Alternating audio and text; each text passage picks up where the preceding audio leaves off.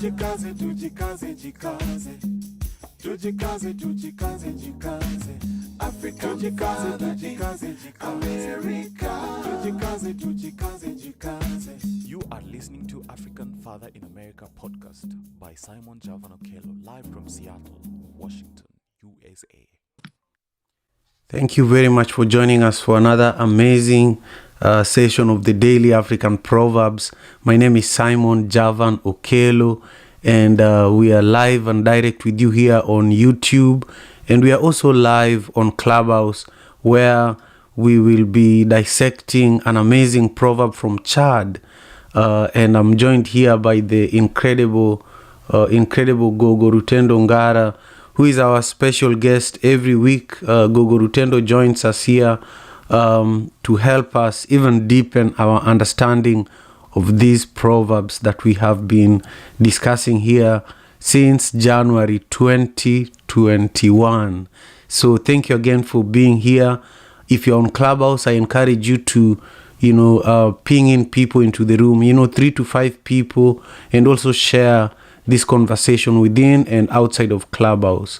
If you're on YouTube, I encourage you to subscribe to the channel so that you can also, if you push the thumbs up button, YouTube can notify you the next time that we are live. So today we are taking a virtual journey to Chad, and the proverb says, if two wise men always agree, then there is no need for one of them. I'll just say it one more time. If two wise men always agree, then there is... I'll just pin it on I want to show it on YouTube too, so that people can also see it there. And again, it says, if two wise men always agree, then there is no need for one of them.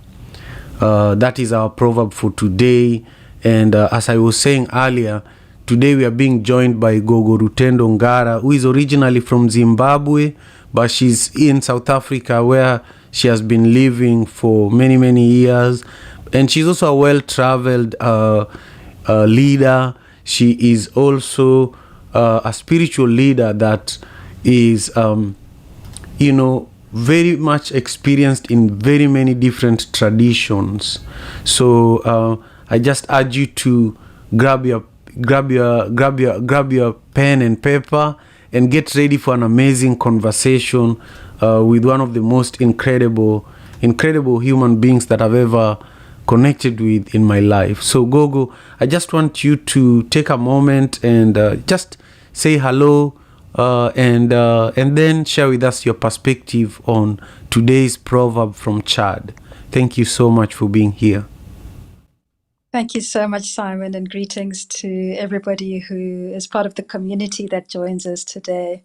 It's beautiful to go to Chad today, and what an incredible proverb that we have. And when I looked at this proverb, immediately another proverb came to mind. And that proverb is, when two elephants fight, it is the grass that gets hurt. And I was, trying to see what is it about these two proverbs, because they seem to be in contradiction, and yet they're both African proverbs. One of them seems to discourage fighting or disagreement, yet the other seems to encourage fighting or disagreement. And I was wondering, what is it that is the tension between these two proverbs? And a wise person once said to me, in the absence of what you are not, what you are is not. So in the absence of what you are not, what you are is not. And it struck me that these two proverbs seem to be speaking to this paradox, that in the absence of what you're not, what you are is not. Now, it is evident that obviously these proverbs have been translated into English, and therefore there's some loss in meaning. But even if we take the English meaning, these two proverbs use synonyms that have substantially different meanings, even though they seem to be synonyms which we would colloquially understand them to be the same word.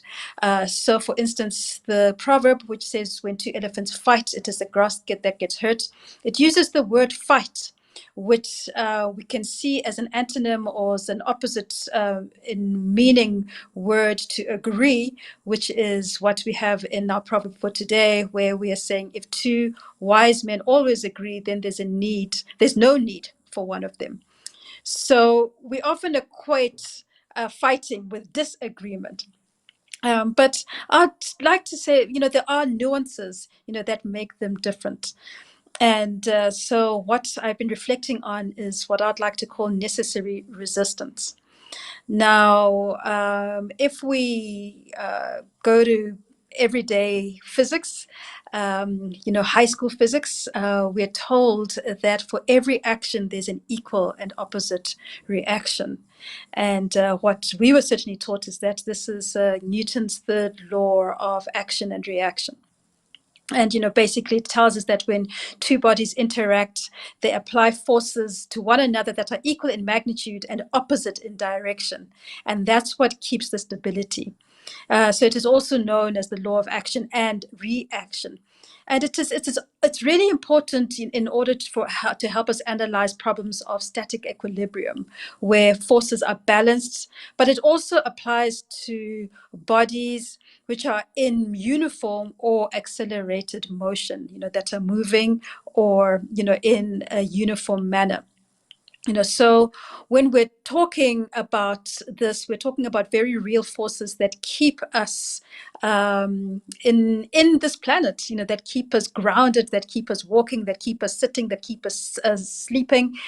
So for instance, were it not for the force of gravity that is pulling against us, in this particular layer of where we are on the Earth's surface, we would be floating around as we would if we keep moving further into the Earth's stratosphere, into what we know as outer space.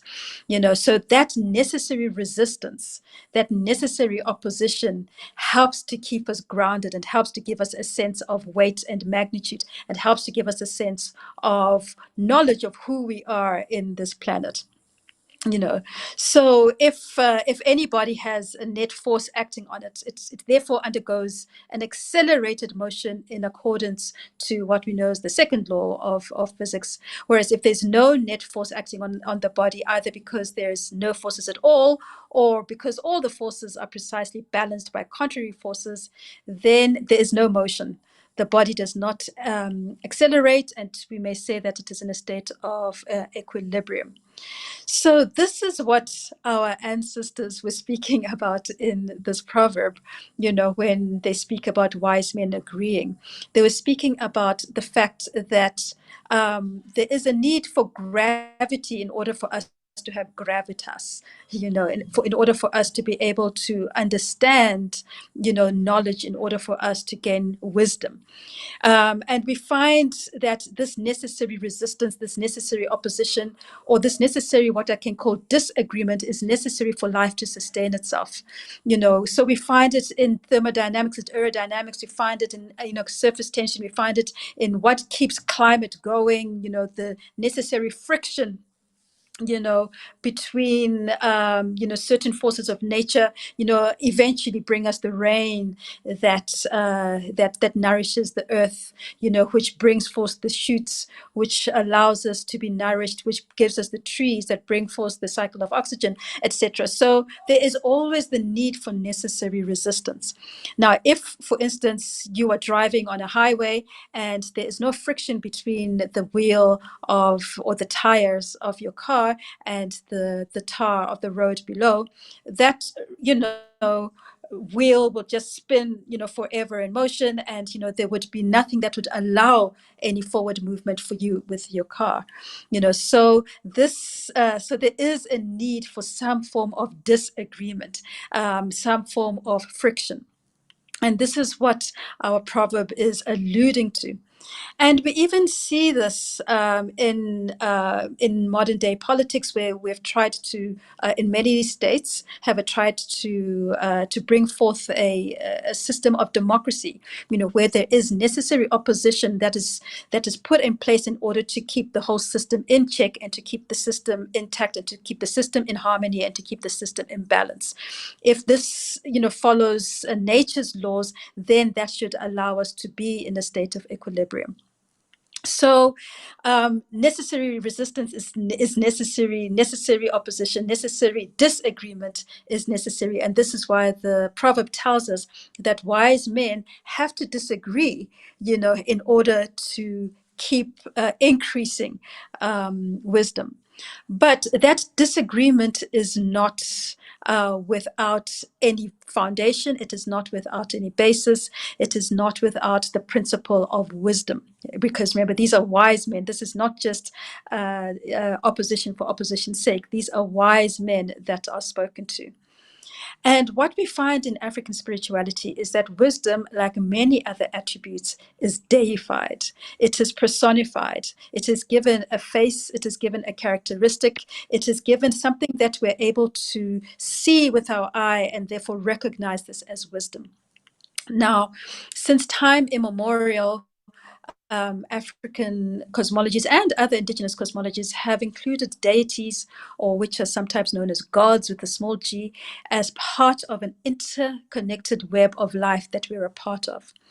And in most cases, these deities are not actually people, but they're actually archetypal energies or principles, each of which are subsets of the supreme being, what we may call the creator, what we may call the divine source.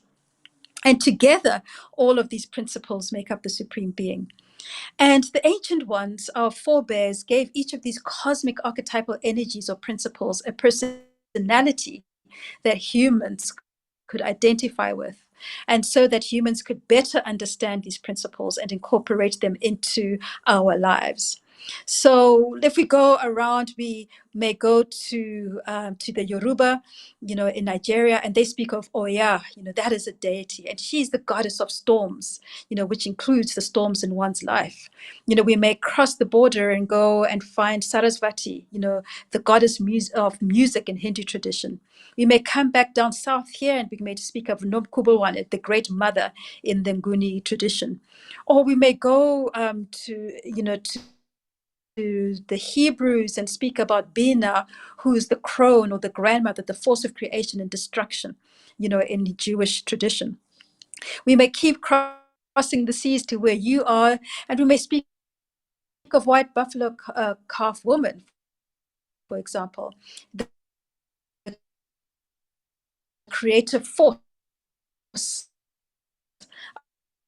amongst the Lakota Native Americans.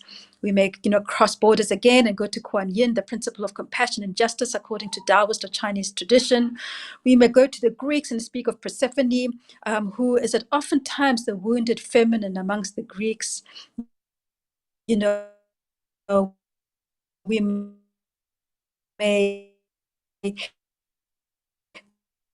go to the volcanoes of Hawaii and speak of Pele, the goddess of fires and volcanoes, or we may speak about Ikwara, amongst the Gogo, Gogo, Maori, this is Simon. Can you hear the me? long fish goddess that gave birth to the stars in the Milky Way Gogo, amongst the Maori. Gogo, this is Simon. You're breaking up a lot today. Can you hear me, Gogo? This personification of a principle of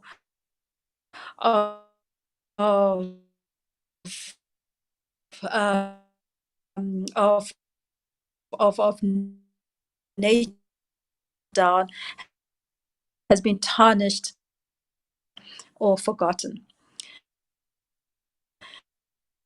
So if we take it that deities are simply principles of neter, principles of nature, principles of the cosmos, then wisdom in and of itself is also where wisdom is also deified in order to distinguish it from, is given the personality of wisdom. And this personality is attributed, if we go to Kemet, to a deity or a principle or a medut called. And this Tehuti is the scribe who records knowledge from all sources and from the source itself. This is the result of the weighing of the heart, and in many stories is responsive, and he's mostly depicted with the head of an ibis, and in other situations he's depicted with the head of a baboon. So Tehuti is the source of the word of God.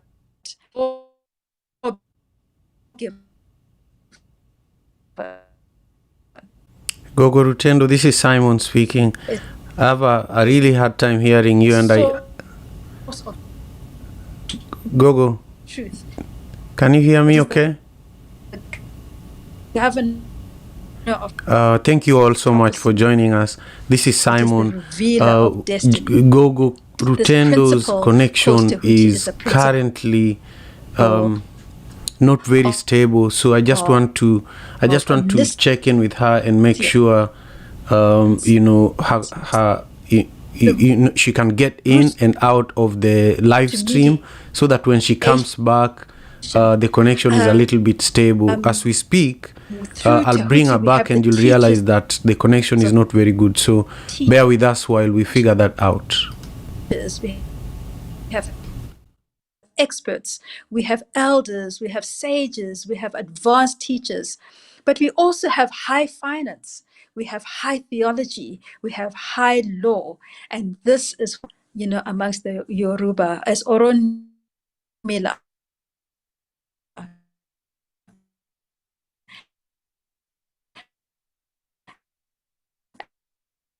As Hermes, as Sophia, as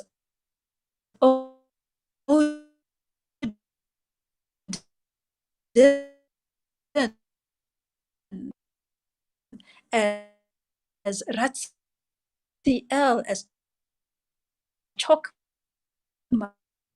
Thank you all again for your patience. So Gogo is going to continue on in just a moment. As we speak, her connection is really, really bad, and I just want to make sure that we are able to hear clearly, because the knowledge she's sharing with us is priceless, and I just want to make sure that as she's here with us, we can really connect with her in a clear way. So she's getting out of the live stream, and then she will be back with us in a moment. So stay with us. But I do want to quickly just check in with you all who have joined us for today's conversation. I want to encourage you to please ping in a few people into the room, 3 to 5 people to join us for today's conversation, while we are fixing this technical issue that we are dealing with,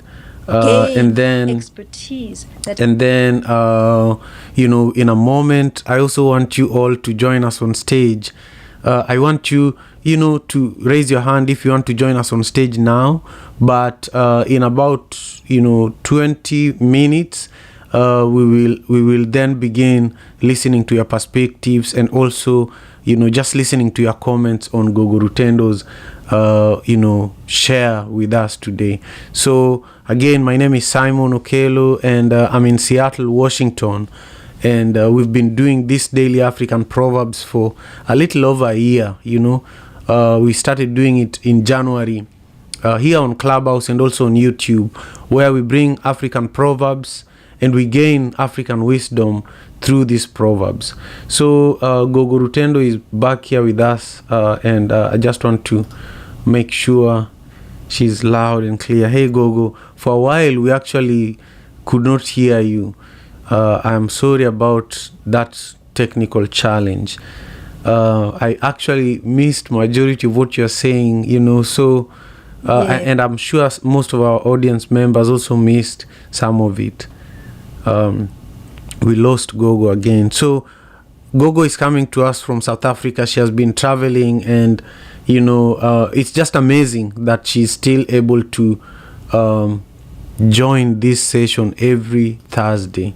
Sometimes she's traveling, but she still ensures that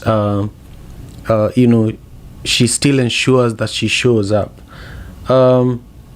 So I just want you to give me a moment while I try to to ensure that Gogo is well taken care of. So just give me 1 second.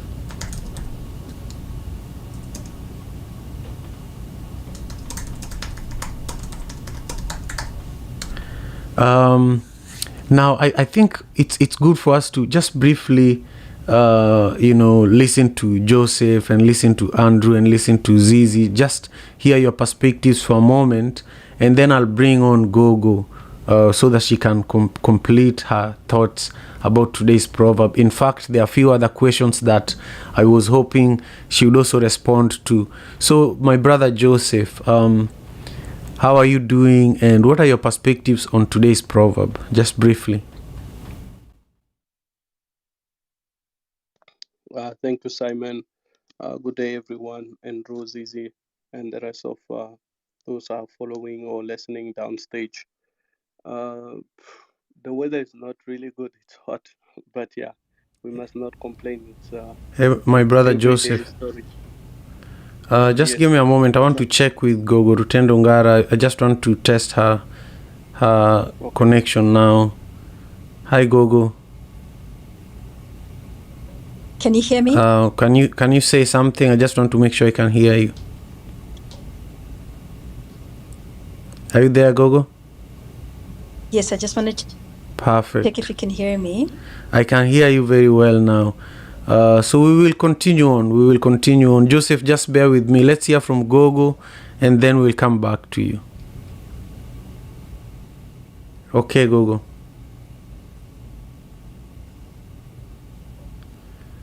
Yeah, when it comes to network, especially in Africa, sometimes you have no control over it. So this is one of those moments where network connections, completely disrupt a very important conversation. So because of that, we are going to move on to you, my brother Joseph. We are going to let you carry on with your thought. Thank you so much.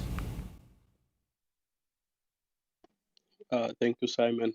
And it's such a pity that Gogo could not continue the conversation.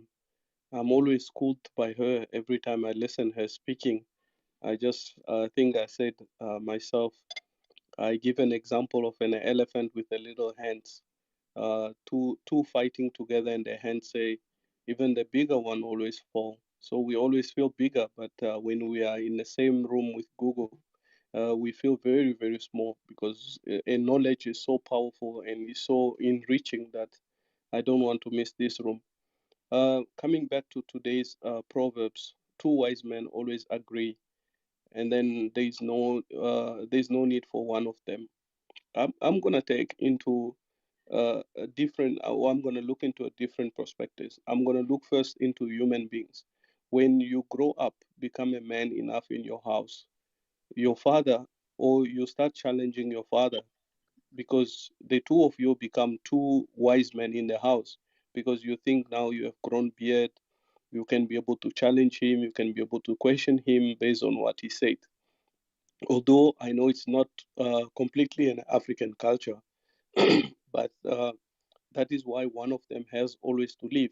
And when you look at the animal kingdom, at the lions, the pride of the lions, it's always been controlled by one male, the dominant male. So I'm translating this, looking at our family trees, how we grow up, and how do our father become the elder of the house, and we as a subject, we have to succumb to him, or we have to leave, because there's no need for us to be in the same house, same as the animals. When a lion become a big male, either he has to fight for his own pride or start his own pride, and then he moved. So the lesson here is, uh, just be yourself, be humble, and no matter how big you think you are, just remain as simple as you can, because humility is what can actually build you, not because you are bigger, you are wise, you think that I'm now confident of myself, I can be able to do this, and then you try to challenge the rest of the people. That's how I translate it for today. I'm done speaking. My name is Joseph. Yeah, that's wonderful, my brother Joseph. I appreciate your words of wisdom. And my dear Gogo, how are you doing? Speak to us for a moment. I want to make sure your voice is audible. Okay. Excellent. Carry on. Start from anywhere. We will be able to follow.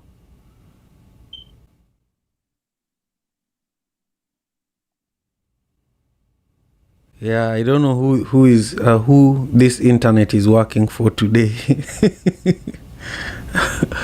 But Gogo is saying that it seems that the internet towers where she is in South Africa are probably down, so that's why the connection is not very stable. But we are here for the daily African proverbs, and we gather here Monday to Friday, and we dissect African proverbs with the hopes of gaining wisdom. And Gogo Rutendo Ngara has been a huge supporter of this space. She's a spiritual leader, and someone who is very well knowledgeable in different. She has evolved in different spiritual traditions. I was connected to her through Jane Aidu, who is a former minister of communication in South Africa. He was in Nelson Mandela's cabinet, and he was also the first Secretary General for COSATU, which is South Africa's labor movement. And so, Gogo always, I feel that Thursday is the day for us to just sit around Gogo and learn from her. So this disruption by her network connection is very, very unfortunate. But I want us to continue on. And listen to what Andrew has to say, and then we will continue on the way we normally do it when when we're just having a regular conversation without having a guest amongst us like Gogo. So, Andrew, I hope you're doing well. It's been a minute since we connected. I would love to hear your perspective on today's proverb from Chad. Hey, good morning, Simon. How are you? How's everyone doing? Um, for me, what this proverb says is that, wisdom is a spiritual thing, and if we look at it from a spiritual point of view, there's so much vastness of things that we don't know in the spiritual realm. And so when two people come together and there's discussion, each of them are taking from their perspective things from the spirit, and in that there's contrast because there's so much knowledge out there. And so if two people are always agreeing, it's meaning that they're basically getting information from the same point of view. And it's really about the contrast of people getting together and pulling from their experiences, from what they've been enlightened with from the realm of the spirit. And so, and it's that discourse that, helps to, to liven up a conversation. And if they're both agreeing, it means that they're both getting it from the same place. And it's the contrast that I think of different perspectives that helps people to move forward. And with that, I'm complete for now. Excellent. Thank you very much, my brother Andrew. Godson, will give you a moment shortly so that you can share your perspectives as well. Zizi, how are you doing? And what are your thoughts on this proverb from Chad? Very interesting proverb. And it reflects to me that if there are two wise men sitting and agreeing with each other, that means they have limited knowledge. Because knowledge is always expensive. Going, excuse me, getting higher and higher all the time. So if two wise men are agreeing on everything, that means that limited knowledge, excuse me, is making them dwarfed as wise men, because if you're a wise man, you cannot possibly agree. So one of them is sort of a yes man, one of the two, because the one who is agreeing means that he doesn't know much and he's saying yes, yes, yes. He's a yes man. And the yes man is the one who doesn't have any knowledge and pretends that he is a wise man. So when you are in this situation, it's not really two wise men, it's one wise man and the one who's imitating him. Because if he had anything more to add, you can't, no two people can agree exactly. They may be giving similar ideas, but they're still different because each person presents himself in his own self, by being authentic about who he is. So that's how I see this. It's not that they are two wise men. No, it's a wise man and a yes man. And you're right, and it's right, because there's no need for the yes man at all in this situation. Thank you. I agree. And I love that actually. There's a yes man and there's a wise man. And so maybe the yes man is the one that needs to go. I love that perspective. And I want to welcome everyone who is joining us for the first time for the Daily African Proverbs. We are currently live streaming on YouTube and we are also here on Clubhouse. So if you're joining us for the first time and you're on Clubhouse, I encourage you to follow the African Father in America Club and also nominate a few people into the club. If you're already a member of the club, nominate 3 to 5 friends to join the club as well. But if you're in the room, I also encourage you to ping in 3 to 5 people to join us for today's conversation. And also, if you're watching on YouTube, I highly encourage you to subscribe to the channel so that when we go live and bring other African proverbs and other guests and friends into this conversation, you can be amongst the first ones to be notified. Now, Godson, thank you again for being here. I would love to hear your perspective on this proverb from Chad. The proverb says, if two wise men always agree, then there is no need for one of them. Thank you. Good morning, everybody. My perspective, knowing that God created, right now we have about 7.4 billion people on earth, and it's probably more. And knowing that God created everybody individually with their own mind, their own thoughts, their own process, even that statement alone, it's almost like, where are you going to find two wise men that agree, that have the same ideology, the same thoughts, the same everything? So when you look at that proverb, for me, it's basically saying, if you find two wise men that exist, and they agree all the time, then there's really there's no need for them to exist, because God has given all of us individuality, and that's my perspective. I love that. So what you're saying is that this proverb is saying that there should be no two wise men that exist and they just agree on everything. Then there's no need for them, right? Yeah, I mean, we're all sent here to be somewhat like researchers or scientists of God, different versions of God, and we're given different gifts, different assignments. The earth is so big. When you look at it, you have doctors, you have astronauts, you have fishermen, you have farmers. So everybody is an embodiment of God here to to to to recreate heaven, on earth. So if we are here with the same assignment, if we are here with the same job, then how are we going to develop the earth? Yeah, I love that question. Thank you again for being here. I hope I'll be able to see you more often. And, I'm just grateful. And now we were able to bring Gogo Rutendo Ngara into Clubhouse so that she can continue, just blessing her with her blessing us with her wisdom. Gogo, please feel free to unmute and share your interpretation on this proverb, and then we will continue on with the conversation.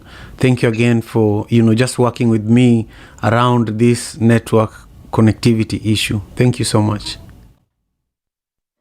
Thank you so much. It's just really amazing that my network decided it was going to have a problem when I was just about to talk about the deity responsible for technology, who also happens to be the trickster. And I'm not sure where I got cut off, but what essentially I had wanted to say is that wisdom is deified and personified in African spirituality and cosmology as a principle called Tehuti or Jehuti or Ifa, in different cultures. And African culture also distinguishes between wisdom and cleverness. And the clever one is often the trickster.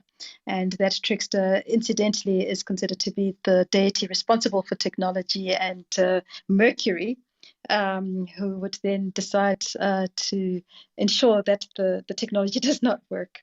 But this personification of cleverness, we know from Kemetic cosmology as Sebek. Sebek, also known as Anpu, also known as Apuat, and this is known as the messenger of the gods, or the messenger of the divine wisdom, the messenger of Tehuti, and is therefore the faculty who translates what is known and felt into words. This personification, may be known as the embalmer or the inspector, who inspects the heart to ensure it is living according to truth. As upward, he is also the opener of the way.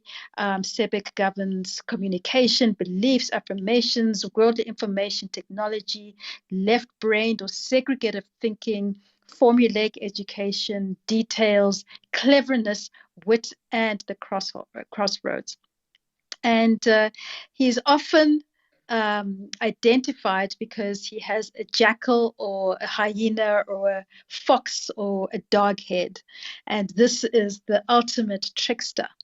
And the trickster has a really important role because the trickster really inspects the heart to make sure it's living according to truth. So the trickster will bring you 80% truth and 20% twist. And if you're unable to differentiate that 20% and you get drawn in by the 80% that is truth, and you're not unable to recognize the twist or the lie, then you do not know the fullness of what it means to be wisdom or wise. And then it's very easy for you to agree where you shouldn't be agreeing because you have not been able to understand the twist that the trickster brings into effect.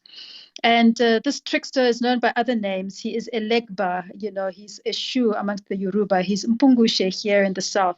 He's Piri, he's Hod, but he's also Raphael, he's Matangi in other traditions. And, he tricks himself into thinking that he is wisdom. He tricks himself into thinking that he is the wise one. He is the principle of intuition. He is the principle of discernment. He tricks himself into believing that he is the principle that actually houses all knowledge from the source of all that is. And when he tricks himself into this place, he lands us into a whole lot of problems that we find ourselves in the world in today, including assuming that the end justifies the means, including all manners of mischief, illogical or irrational ways of being, living by, the words and the rules of mankind, and that are not necessarily based on truth or laws or facts, but on opinions and what we may call lower levels of being. So he also governs our beliefs and our verbal thinking, and therefore our formal education. Whereas wisdom is that which is beyond any formal education that we may have.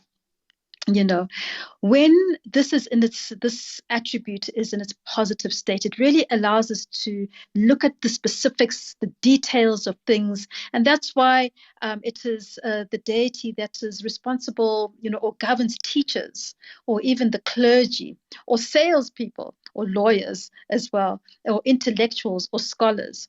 But he also governs the nervous system, and that which allows us to react or act in particular ways because of the signals that are fired off from the brain, because Sebek is that which comes forth from the brain. But as I've said, he's the ultimate trickster, and therefore he plays the devil's advocate. And in playing the devil's advocate, inspects the heart to ensure it's living according to truth. And when he does that, he presents the necessary resistance, the necessary opposition, and the necessary disagreement that the wise one is able to see through in order to determine whether or not it is true or not.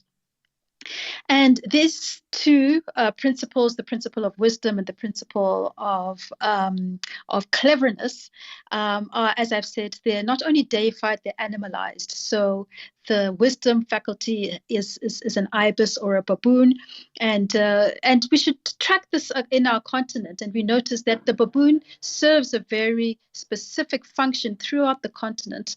Apart from in Kemet, where it is attributed to the principle of wisdom. When we come here, last week I spoke of the Lebombo bone, which is the oldest lunar calendar in the world, and that was inscribed upon the fibula of a baboon. And as we move up the continent, we then see the oldest mathematical artifact, which was found near the Congo, which is the Ishango bone, which was held in Belgium for a very long time, which, shows the principles of prime numbers and all sorts of, base, mathematical formula. And this was also inscribed on a fibula of a baboon. And it's not surprising, because if we go to Kemet, where we see that knowledge and wisdom really exploded into the civilized world that we know today, they consider the scribe to be this principle of wisdom. So it's not surprising then that this baboon plays such an important role in bringing forth the principle of discernment, the principle of intuition, the principle of wisdom. That is the high knowledge, versus the cleverness, which is deified and personified as usually as a hyena or as a dog or a jackal or a fox, and sometimes a hare. And when we go into African stories, we often hear the cleverness of the fox or the cleverness of the hyena or the cleverness of the hare, but how it often lands him or her into trouble. The cleverness, because this cleverness is not inspired by wisdom.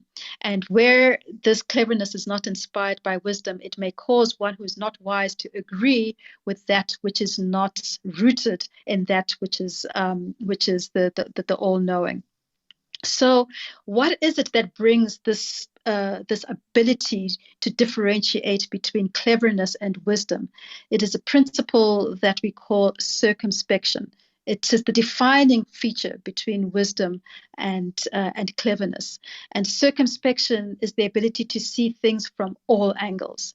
It is the ability to see with the eye of an eagle, the eye of a hawk, or the eye of a falcon. Circumspection is the ability to soar from above, and in soaring from above, being able to pinpoint the details from below. And be, and be able to see both the macroscopic and the microscopic at the same time, to see both the tangible and the intangible at the same time.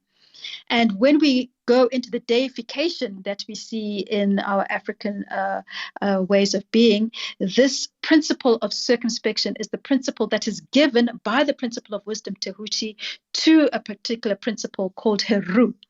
Now, 2 days ago, we found ourselves in a new moon, and when we submit ourselves to the will of the ancestors, we find that actually what we think is coincidence actually becomes synchronicity, and that we're not operating in our predetermined time, but in the time of the collective source, which is what the principle of wisdom, Tehuti, draws upon. So 2 days ago, we entered a new moon. From a Chinese perspective, this was the new year, and this is the new year of the tiger. This year is the year of the tiger. But however, if we follow the Kemetic cosmology, and especially the Osirian part, this is the full moon of Heru, of Shango, or the Munumutapa. And this is the principle that actually draws on wisdom in order to have the attribute of circumspection, the ability to see from all angles, And there's a story that goes with Heru, but it suffices to say that he goes from being naive to being a child that is naive, to being blind because of his impetuosity and his thinking he knows when he doesn't know, to being a warrior, Heru of the battle, to being an elder, to coming forth from night into day, and for being in the veil of darkness, to becoming enlightened, what we call Pert Em Heru, becoming awake, or becoming, as we say, enlightened. And this aspect of Heru is what we call the will, or the men'eb, or the discipline, that gives us visual thinking, that gives us the uchat ekut, which gives us authority, leadership, and the insight in order to get intuition, which therefore brings us mindfulness, which is therefore an attribute given by the principle of wisdom. So this circumspection, this ability to see the inner differences between that which may be outwardly similar, to see the outer differences between that which may be inwardly similar, to see the inner similarities between that which is outwardly different. The ability to see from all of these angles is what we call intuition, which therefore circumspection, which therefore leads us into intuition, the ability to teach ourselves from the infinite well of knowledge that resides within us, therefore giving us discernment and therefore giving us knowledge. And once we do this, we're then able to stand with another wise person, another wise man, or another wise woman, and we're able to be in agreement because we are gathering everything from the unified source of all that is. And so if there is two people that are gathering the supreme knowledge from this unified source of all that is, it is a waste of resources to have them in one place. So therefore, that other wise person would rather be deployed into another community where they can also tap into that source in order to bring forth insight, to bring forth intuition, to bring forth circumspection, to bring forth discernment, in order to allow others to access the universal and cosmic knowledge, so that the web of knowledge and wisdom can be dispersed and intensified, and thus benefits the whole. So back to our proverb, if two wise men always agree, then there's no need for one of them, because they ultimately all are drawing from the same source, which they've cultivated in their being through various principles, including the principle of circumspection. And when we come into our languages, and I'm just going to come down here to South Africa and to the country of my mother, which is Lesotho. And in Lesotho, when we greet, we say dumela. Now, if we translate that colloquially, we'd say that means hello. And then, if somebody says dumela, the other person will say dumela, and then they'll say ukai or likai, which means how are you, and the other person will say kiteng, which means I'm fine. But when we unpack the etymology of what is actually being said, when a person says dumela, that word actually means do you agree, or let us agree. And so when two people say dumela, they're actually saying, I'm coming into agreement. And then the question, ukai or likai, which colloquially means, how are you, actually means, so where are you in this agreement? Where are you?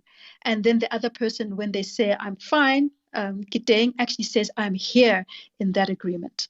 So actually what we see in this greeting, which colloquially is just says, hello, how are you? I'm fine, actually means let us come and draw on the universal knowledge of all that is, come into agreement that we can only come into because we're present in the current time that we're in, but we're also present in time and space through the principle of Ubuntu or Hantu, and because of that, in my presence, we find that we are able to source or share in the universal wisdom and universal knowledge.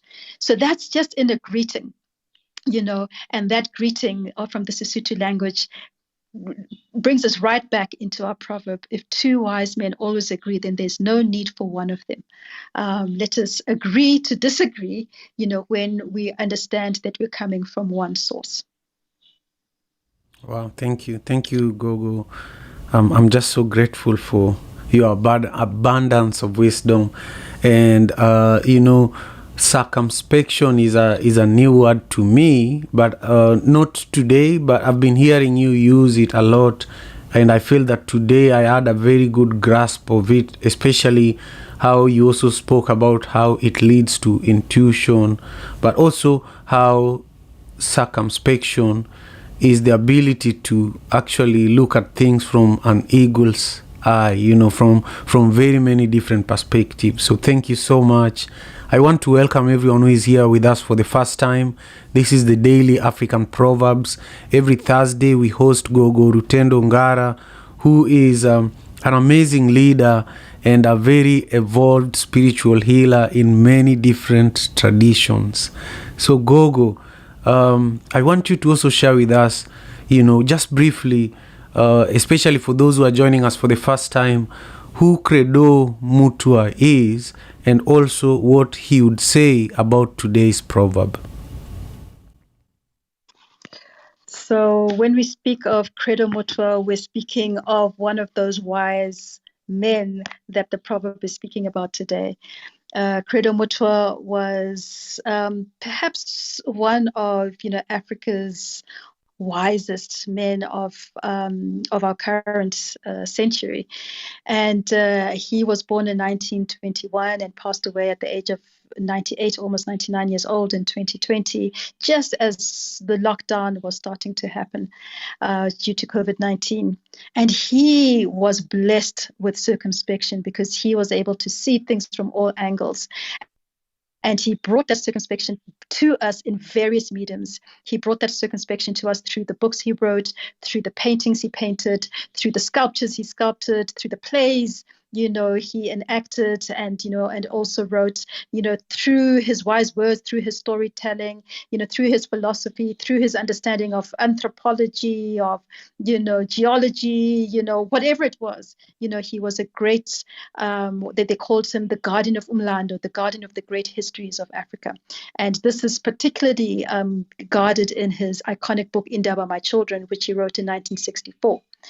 And so Credo Mutwa, as I say, he was a polymath, and he was one of those wise men who loved to disagree as well, because in his disagreement, he allowed you to awaken your intuition and your ability to discern.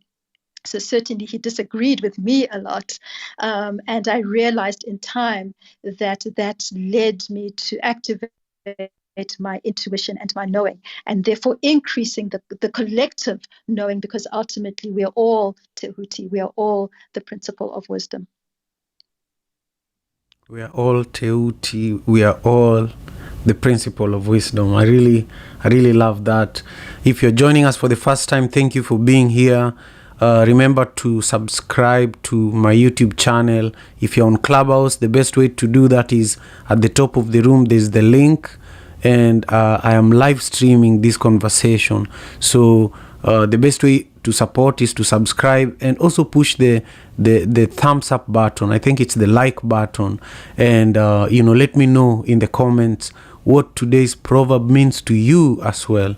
And if you are on Clubhouse, please make sure you're following the African Father in America Club, and also nominate a few people. If you're already a member of the club, nominate 3 to 5 people that you believe should be a part of this conversation, a part of this village that we are building here. Gogo, I just want you to, we are coming towards the end of our conversation, and I want you to, if you can, maybe share with us, just in closing, a little grounding, so that as we begin this new month, new month of February, we just begin this month in a grounded place. Everybody who is on stage already shared their comments, and so after this grounding session, we will just be able to wrap up, and we will connect tomorrow. I'll be here again, and I'll share who the guest tomorrow is going to be. Thank you so much, Gogo. I'll bring you back the mic. Thank you so much, Simon. How do we ground ourselves into a new season, into a new lunar month, a new cycle? And I invite us, we spoke about at the beginning, I know my connection was really bad, but I spoke about necessary resistance and necessary opposition, and therefore necessary disagreement, and that this necessary resistance, this necessary opposition, and this necessary disagreement is the substance that holds us together. It's the glue that keeps us walking upon the planet. It is the glue, or it is the opposition that allows the friction to happen in the skies, that brings the rain to fall, that allows us to be nourished, the waters to nourish the soil, that allows the seeds to germinate and to break through that soil in order to grow into the plants or the trees that bring us oxygen, that bring us food, and that continue that whole cycle. So I invite us to just tap into a necessary resistance, to tap into what it is in our lives that brings the necessary disagreement that ultimately is there to bring us into greater awareness of self, and therefore to expand our wisdom in order to bring us into the place of becoming the sages of the present and the sages of the future. So in our grounding, I just invite us to take a deep breath and exhale. And another deep breath in and exhale. And breathing and exhale. And as you're breathing, you're aware of how when you take an in-breath and you breathe in and in and in, eventually that creates a necessary resistance at the extent and the expanse of your lungs that demands the out-breath, allowing you to breathe out until you cannot breathe out anymore, until there is no more expiration left, which therefore demands an inspiration and a necessary resistance, of the air and the breath against the walls of your trachea, against the walls of your bronchi, against the walls of your your lung tissue all the way until it can have no more resistance. And then that necessary resistance, therefore, brings forth the out breath. And so this in breath and this out breath is our everyday subconscious and normally unconscious necessary resistance that is all of life. So I invite us to take 10 breaths conscious of the necessary resistance, the necessary opposition, the necessary disagreement in our lungs that brings forth life. So breathing in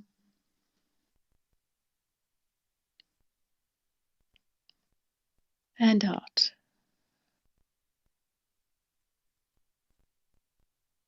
And breathing in and out. Breathing in all the way to that resistance. And breathing out to resistance. Breathing in for the 5th time.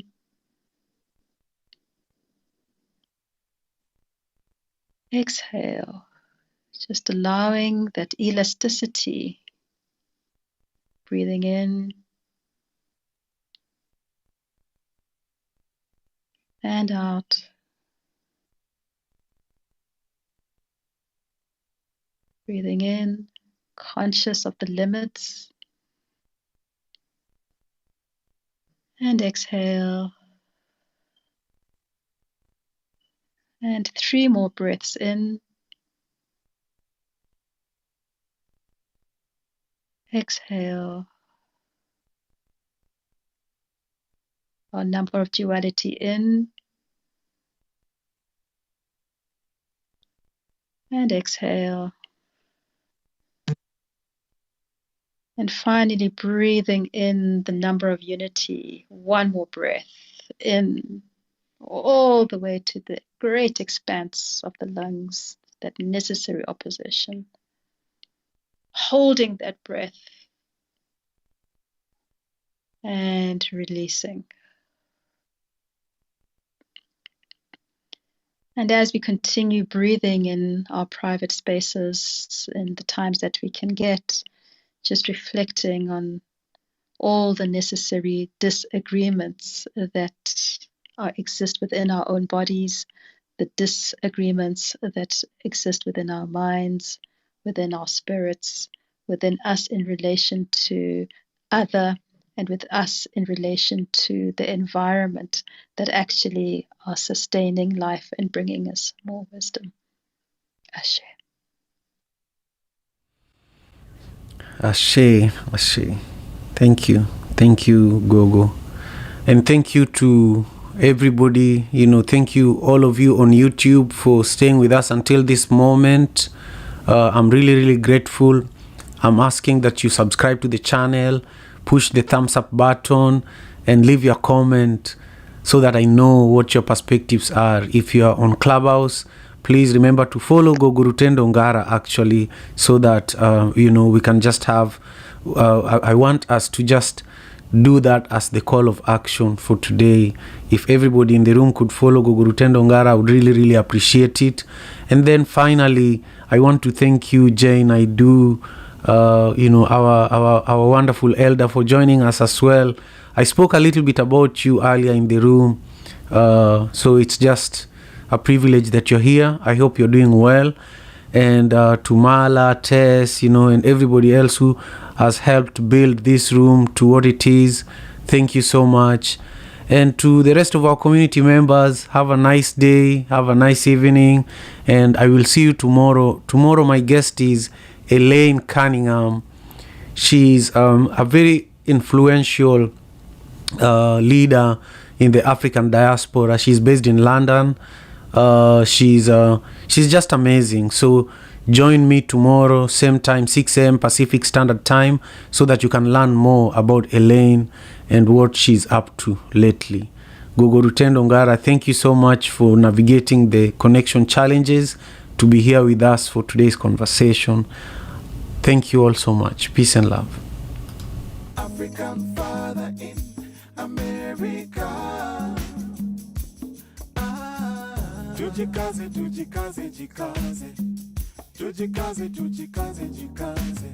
African father in America. Tujikaze, tujikaze, jikaze.